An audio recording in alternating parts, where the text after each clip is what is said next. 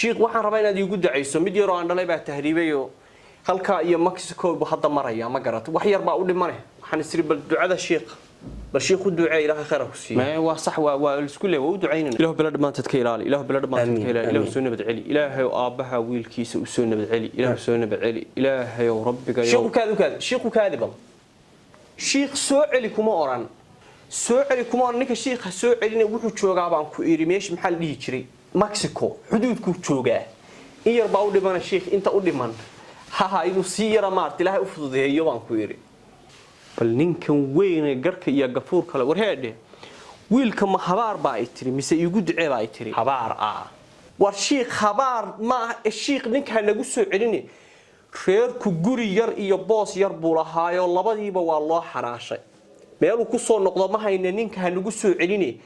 in yar baa u dhimanay gidaarka ninka ka boodsi oo in ilaahay gidaarka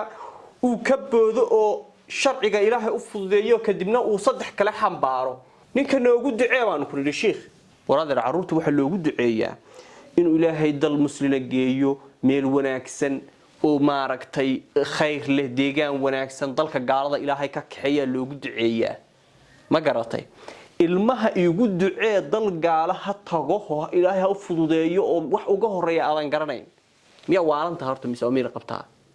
reer sheekhu update ma aha de hayee raaso waayahay mid update raaso waayahay daba horta kaala sheekh hayga tagin ducadaada waa la aqbali jiray hor annaka wax arxad waa soo celin xagu noogu soo celinaya gidaarkii buu taagay markaas wuxuu leeyahay waan ku soo celinayaa war naga tagniyo niyo culimada sheekh update raadsanaya hadda kadib qaar baa sheekhyada update moogtay saad rabto kuugu ma garanaysa mudane iyo marwo fadlan hanaga ilaawin falowda shareta like-ta iyo waliba subscribe-ka halkani waa Dirir Media